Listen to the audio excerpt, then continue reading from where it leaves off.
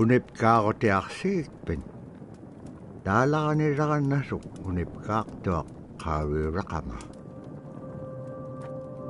niviaqsi sumiteemma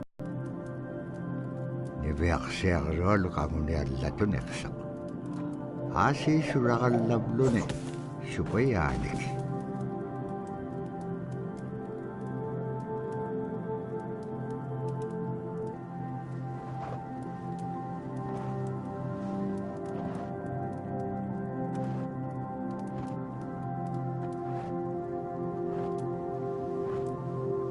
Inyuuniahutin anuqqautigaisi anuqulingaallaaqsuq anuqulingaallaaqpaalluni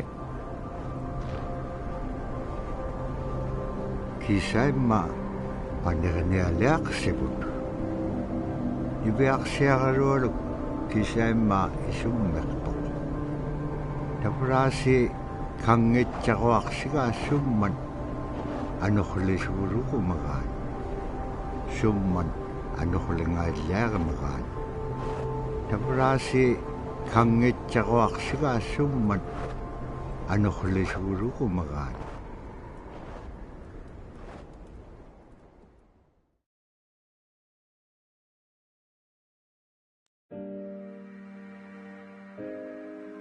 So scrimshaw is this really beautiful method of art that's done either on baleen or ivory, and traditionally it was used to tell stories. Each etching is telling a story of some event. Caribou hunting was taking place. This is what was going on. War began around this time, and so it sort of gives you a timeline of history through etching. An elder or the person who carved it would literally be able to read the scrimshaw story. They're like reading a book, in a way. A lot of the storytelling traditions would be things that after the storytelling was done, we'd just rely on the next person telling it. And so scrimshaw, people were able to record their history.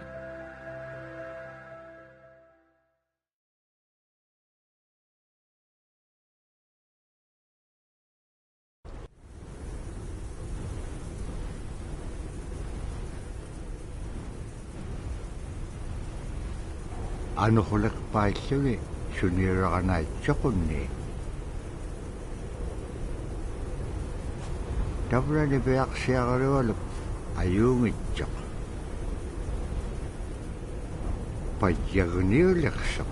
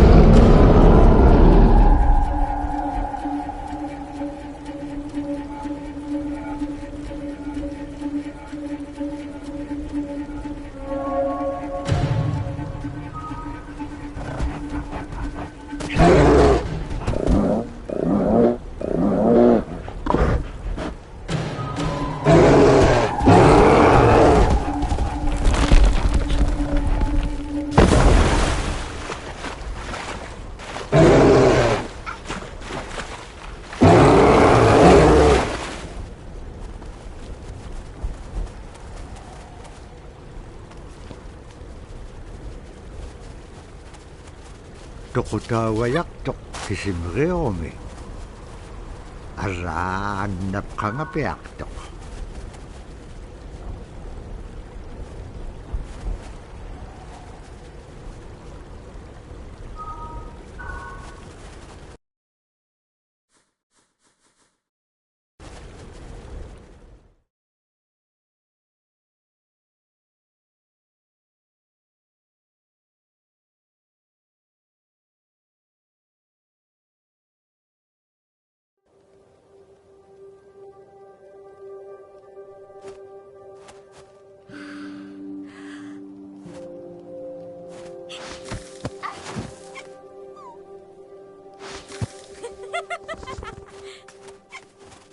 qulirringaitsoq iñugunut teriganniaqaqanivlugu teriganniaqtaamna allatun inngitsoq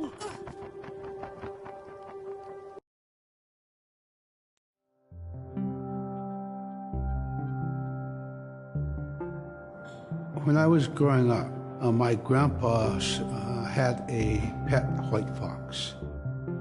If you're a good friend with a fox, when there's danger abound, they try to keep you from getting into trouble. They pull tricks here and there, and foxes are like spoiled little kids in a way. When you let her out, she'd go prancing out in the snow, jumping in the air. I know she was happy then.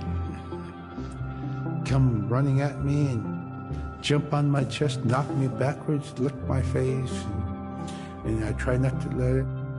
So that was my memory of my grandpa's pet fox.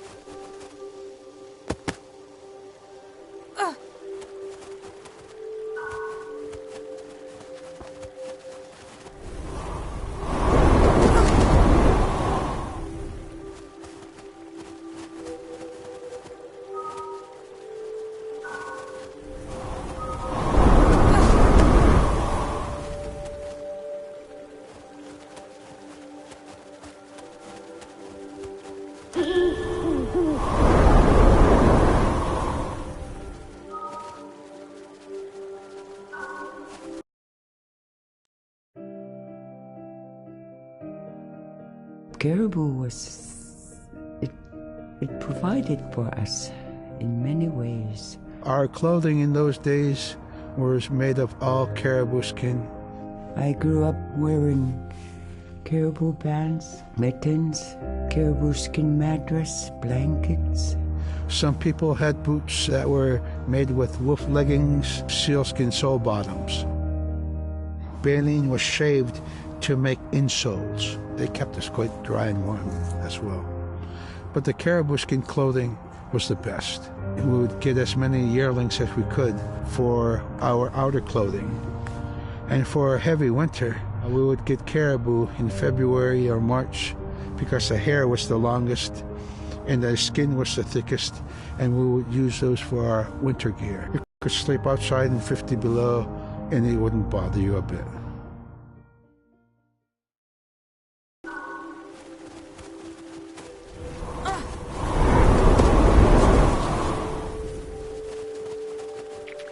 Niveaqsiaqarualup kangeqsingaroq supayaat ikayorteqaranivluit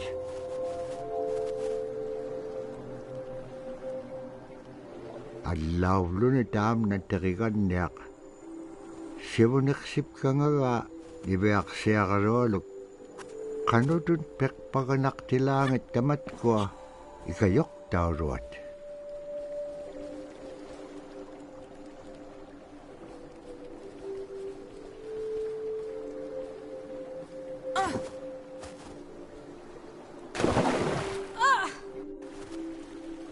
Niveaqsiaqarualup kangeqsingaroq supayaat ikayorteqaranivluit Allaulun taam natteriganniaq. Sivuneqsipkangaga niveaqsiaqarualuk. Qanutut niveaqsiaqarualuk kangeqsingaroq. Supayaat ikayortiqaranevlugit. Allaulun taam natteriganniaq. Sivuneqsipkangaga niveaqsiaqarualuk. Qanutut peqpaganaqtilaangat tamatkua ikayoktauluat.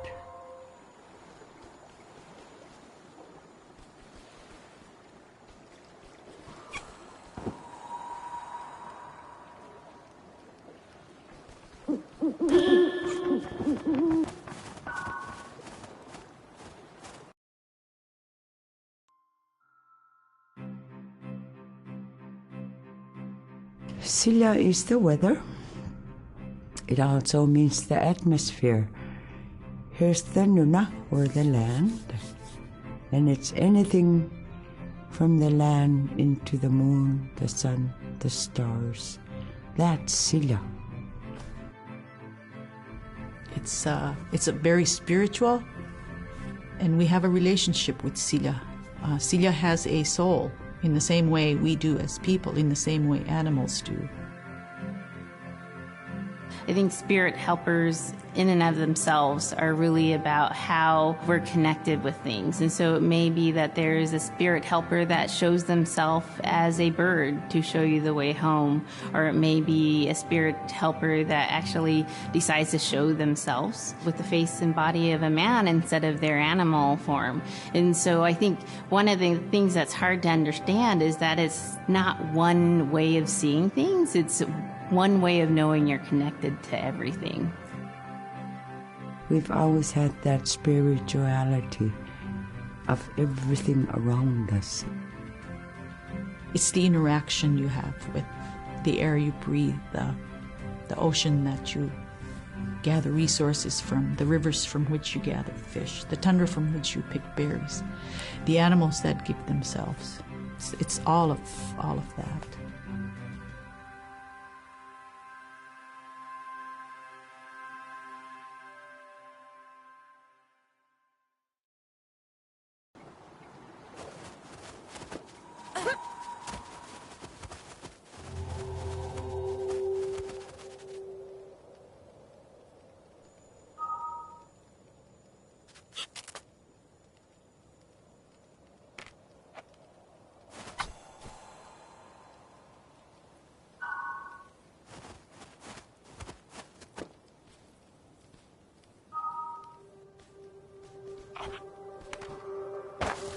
Niveaqsiaqarualugulo teriganniaqalu ikayuuti piaqtuk. Siqaqaniutimigini. Araa kangeqsinaitsoqunni qanoq pisilaanga. Akalaan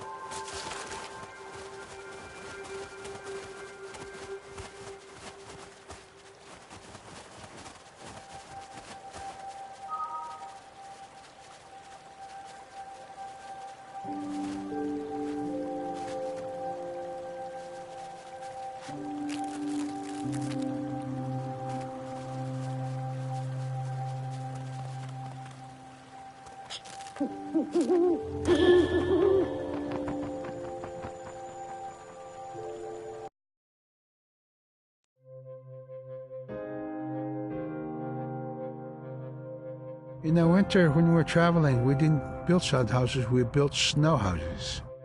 In Canada, they call them igloo, but here in Alaska, we call them apuya. We'd do a day of travel, and then we'd make a apuya. The next day, my father would set traps, spend the day there, rest the dogs, give them something to eat, and then the following day, we continued to the next place. We'd go to my dad's sister, who had a house at Dubaruk. They had a small sod house over there. We didn't have to do anything.